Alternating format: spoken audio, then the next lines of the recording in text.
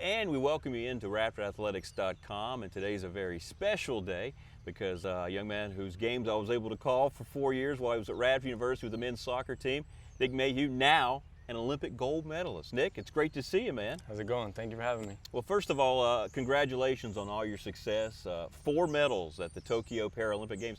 Talk about, I guess, the experience, just being over there, the excitement, and once you won that first gold medal, that feeling. Just tell people how the whole thing must have just been an explosion for you. Yeah, I mean, it's just an incredible experience. You know, you'll often hear a lot of Olympic and Paralympic athletes say that you can't really put it into words unless you're actually there, and I mean that's really what it is. You know, it's just an overjoy of every emotion you can feel, the amount of time that you put in to get to that moment, that opportunity, and you know, for me to be able to win that first race, break that world record, and you know, be able to see my flag on that podium. You know, there was just a breath of fresh air. You know, it was a sigh of relief in a sense because I knew I had 3 more events, and you know, I still had to stay focused. But you know, you could see the emotion on my face standing up there on the podium. I tried not to cry, but I couldn't help it. You know, it's an incredible experience. And I've heard other Olympians talk about that you know you're representing your country and what it means, but when you're standing there and you know you're the reason they're playing the anthem and you're on the middle top step, I mean, I can only imagine how that feels. Yeah, it's incredible, you know, and all I could think about, you know, was my family. You know, my brother is super emotional when he hears the national anthem or any time, so I was walking up onto the podium kind of thinking about him, just saying, do not cry, because I know he was going to cry enough for the both of us. But it's just an incredible, you know, it's an incredible feeling. You can't really put it into words, and it's just a happy moment, you know. Well, you're always a terrific athlete. If you would, just talk about how this experience, how you got involved with the Olympic Committee and with the team and so forth, with your training, and how that process got started after you left Radford. Yeah, so it all started basically in 2019. You know, at the end of 2019, I was honored with the U.S. Soccer Player of the Year award, which was a huge honor for me and my teammates. But, you know, unfortunately, Tokyo didn't have para 7-a-side soccer in the program, and so Team USA reached out to me and asked me if I would ever run track professionally. Obviously, I had said no, you know, and you know, I grew up running track and field just to stay fit for soccer, but never really took it that serious, especially sprinting. And then, you know, I went to my coach and sat across the table from him and said, you know, I want to go to Tokyo and I want to win a gold medal. And he laughed at me and said, you know, are you serious? That's sort of impossible. And, you know, then he got up and walked away. And then the next day we sat down and I said, I'm going to go to Tokyo and I'm going to win a gold medal. And it was that change in demeanor, that change in word that I use, and from what I'm wanting to do, from what I'm going to do. Right. And, you know, when we put in the work, he said, all right, well, then this is what you're going to have to do for the next 18 months to get there. And, you know, I really did put in the work. You know, it was 10-hour days, 6 days a week, nonstop for 18 months, just doing what I had to do to get on top of that podium. Well, talk about the differences now. You have to be in pristine shape to play soccer at the collegiate level, professionally, whatever it may be. How does your body have to train differently once you're relearning to be a track athlete once again? You have to strip it back down to the basics, and that was the hardest thing for me. I've never felt more uncomfortable, more unathletic, and you know, just a lack of confidence than when I step out on the track that first time. You know, just trying to get into the blocks and feel how awkward I felt in the blocks. You know, it's a very uncomfortable position, and you know, you have to force yourself to be comfortable in that, be calm, and be ready for that gun. Sure. And I had to completely relearn my running mechanics and just completely relearn a sport I knew nothing about. You know, and admit to myself that I was really bad at it, to then allow myself to get good. And you know, it was a long process, and it's crazy to say that I'm just scratching the surface because I know how much faster I can run. Once you win the first gold medal, you know, you go into it and you had that confidence you could accomplish it. What did that mean to you? Like you say, okay, this is what I said I was going to do. Now I've done it. I'm not saying that it surprised you because you felt like that's what you were going to be. You felt like you were going to end up on the podium. But what did that do when you went to prepare for your next events after you got the first one? It was my mentality didn't really change. You know, going from the moment that I started talking to started training, talking to my coach about everything, I came into his office and sat down with the Team USA coach and said, here are the world records. I've written them down. This is what I'm going to do. And he didn't really believe me at that time, but you know, that's just the insane sort of mindset that I have, the psychotic sort of itch that you have to be a part of the 1%. And you know, I became obsessed with it. I wrote the world records on it and had them posted on each wall of my house, so I would see them the first thing when I wake up and the last thing before I go to bed. And you know, it's just that different, you know, that different mentality of knowing that I had that first gold medal and knowing that I had the confidence going into the second, third, and fourth event of, you know, that you know, I did everything that I had to do, and as long as I mentally prepared correctly, take care of my body going into that event and run to the best of my ability, then I can come out on top.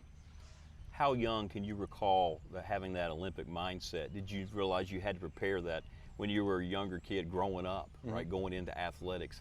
How much of that was already kind of ingrained in you in your preparation? I mean, ever since I started playing soccer, you know, you grow up watching the Olympics, and you know, and especially their soccer being a part of it, you always dream to be able to represent your country on the biggest stage. And you know, to have that taken away from me, you know, was very disheartening. But you know, I just tried to shift my focus and knew that I always wanted to represent my country, and you know, I knew how athletic I was, and the opportunity that I was given, that Team USA gave me, right. And you know, to be able to go out and really do it was, you know, a dream come true.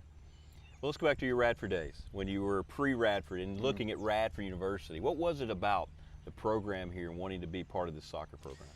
Just the family aspect of it all. You know, Mark Reeves at the time, he's the one that recruited me, the one that I spoke to all the time, and he's the one that really instilled the family aspect of the program, and really, you know, set the program up for what it is now, and what it is still today. Right. And that's what I bought into, is just him and his coaching, and also the mindset and the environment that he instilled into each and every one of my teammates.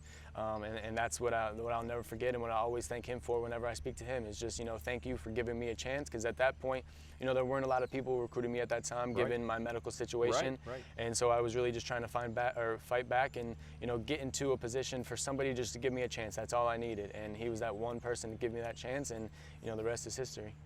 How much have you taken into your everyday life going forward because someone like Coach Reeves gave you that chance and believed in you, right? Mm-hmm. I mean, how much does that mean to you still to this day? Every day. Yeah. I mean, every day, I you know, it comes across in some aspect of my life, you know, and no matter what I'm doing, you know, it's something that I learned here while in my time at Radford has helped me shape to be the man and the athlete that I am today. But also, you know, Mark Reeves and the things that he did for me, and you know, the chance that he gave me. You know, I spoke to him after I got back from Tokyo and just really thanked him. And you know, he's told me that he was watching and he was proud of me. And I just thanked him. You know, and you know, maybe I wouldn't have been here without him. You know, so it's just, I'm very grateful and blessed for my time at Radford. What kind of experience did you have traveling abroad for either competition or just for leisure before all this came up? I mean, I've been traveling with the Paris 7-a-side national team for a long time. Going back to my junior year here, you know, I would have to fly to Quito, Ecuador, compete for a month, and then fly back here and be right back in the starting lineup for a Saturday. Right. You know, and you know, to have that experience was unlike any other. You know, that's a very unique, once-in-a-lifetime opportunity, and a very unique situation for a college athlete, a student athlete, to be involved in.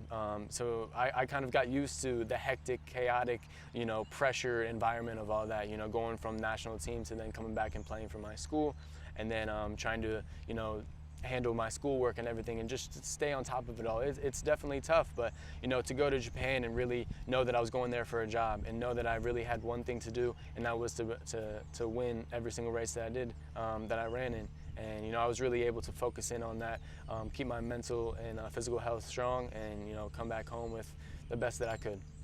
In the time that you spent over in Tokyo, I mean, you're living there, right, in preparation and then participating in the Olympics.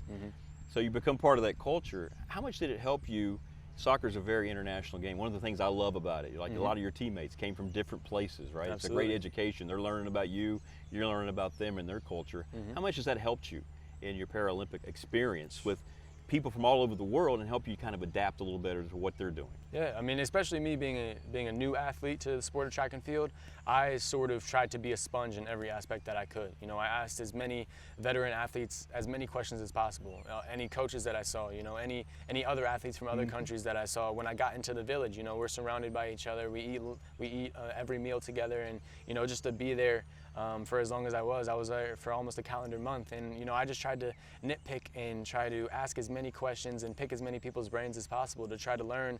You know, at that point, I couldn't really learn any more about the sport of track and field to help me do any better in my races, but I could learn about the culture of track and field itself. You know, what it took to, you know, recover the right way in certain things, and just that aspect, and just try to learn the sport of track and field, which I'm still learning today. So we have your pre-Olympic days. You've been training, you've been working. How's it been since then? You talked about being a whirlwind, right? You've just kind of been out of control day by day, right? Everybody wants a piece and talk about all this. Yeah, I mean, it's been pretty crazy. You know, nothing's really changed in my, you know, to my family and those closest to me. You know, my close circle. But you know, in the world of who I am and what I've done, it's been pretty crazy. You know, just you know, interview after interview, and just trying to figure it all out and talk to as many people and just try to, you know, let everyone know how appreciative I am of everything. You know, I've been getting, you know, an overload of amount of support on social media and in person, no matter where I go, and it's just an overwhelming feeling. You know, I'm so grateful to be in the position I am and to have the support that I have. You know, whether it's here in Radford when I come back or back home, you know, wherever I am or traveling. You know, it's just a crazy experience, but I'm just trying to enjoy it all and take it all in. And you're carrying being a Highlander everywhere you go, right? I mean, Absolutely. you never lose that shield mentality, Never. right? Absolutely not. I never will. All right, so going forward, you're not done by any means. That's No, not sir. the final chapter for you, winning the gold medals, right? This is now time to keep on going and build upon that performance, right? Absolutely. Yeah, nothing's. I'll never say that I'll be done. You know, I'll let my knees decide that. Right. You know, and Right. so you know, the next thing for me is to go back to the drawing board. You know, analyze my performance in Tokyo, analyze my training before that, and you know there's a lot of things that I can change and get better at. Sure. You know, in training, in my preparation leading up to Tokyo, but also my performance in Tokyo. You know, you see the gold medals and world records, but there were things that, you know, I messed up and things I shouldn't have done that, you know, I need to critique and get better at before Paris to you know, run faster. You know, but I'm excited and looking forward to getting back to soccer. I'm definitely going to be going back to soccer in 2022 and playing with the national team then. We have the World Cup in April in Barcelona, and then we have the track and field World Championships a couple months later in Kobe, Japan. So I'll be right back to it. You know, trying to handle both sports and do the best I can, but taking care of my body at the same time in preparation to the ultimate goal, which is Paris in 2024. All right, and finally, let me ask you. I mean, you go to all these places, all these different experiences. How special is it to still be able to come back for Radford for this weekend, watch your former program and your team play, and just be around those guys again, even though they're not your teammates? Yeah, I mean, it's incredible, you know, and it's funny because I remember being a student here and seeing people come back and looking at them and laughing about how quote unquote old they were, or, you know, them coming back and having the emotions that they did. You know, I didn't understand at that point. I was just a little immature kid at that point, you know, and you know, to then be the older guy coming back, you know, being who I am coming back now it's an incredible feeling, and I'm just so happy to be back. You know, there's so many memories looking at that field, and you know, seeing you, speaking to you again, hearing your voice is just, you know, so nostalgic. You know, I'm just so happy to be back, and I'm happy and looking forward to the weekend. Well, just know how proud everybody here at Radford University is of you. We're all your biggest fans. I know outside your family, you're not going to find anybody else supporting you and your accomplishments more than the family you have here at Radford University. Thank you. Man, listen, congratulations on all your success. It's wonderful. It was such a joy to call your games for 4 years. Thank you so much. Not surprised at all to see you excelling on the national stage, the Olympic stage, ladies and gentlemen. Our Radford University Highlander Olympian, Nick Mayhugh.